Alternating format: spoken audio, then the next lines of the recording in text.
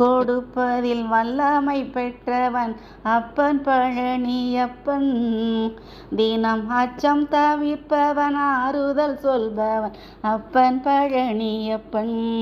கள்ளம் கபடம் இல்லாதவர் தம்மிடம் காவலில் நின்றிருப்பான்.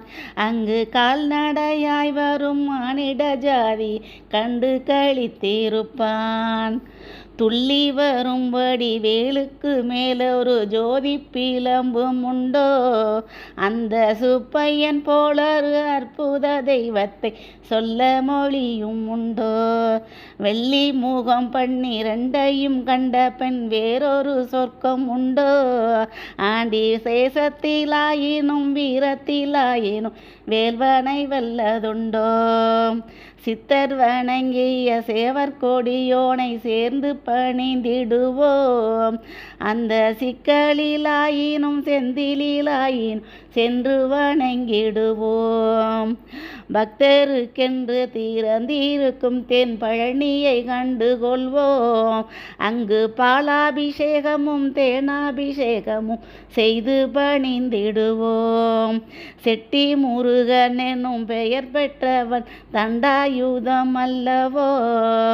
அந்த சித்திரவள்ளியும் ஜடையில் மற்றொரு செட்டி மகள் அல்லவோ? கொட்டி கொடுப்பவன் கோவிலை பார்த்திட கோஷமிட்டிடுவோம். முள்ளும் குத்தட்டுமே கல்லும் தட்டட்டுமே வழி கொஞ்சமும் கண்டுகொள்வோம். 6ம் 60ம் ஆட 20ம் ஆடி நடந்து செல்வோம். சில ஆனந்த பாடல்கள் வேறனை பாடட்டும் அன்புடன் ஊர்ந்து செல்வோம். ஊறுகள் நேரட்டும் உமையவள் மைந்தனை உச்சத்தில் வைத்திருப்போம். கையில் உள்ளதை என்னவன் கோவிலுக்கே தந்து மிச்சத்தில் வாழ்ந்திருப்போம். வேலன் திருக்குமரன் செந்தில் வெட்டுவன் கந்தனுக்கு 2 கால்கள் நடக்கின்ற நடையினில் கனிவு நிறைந்திருக்கு.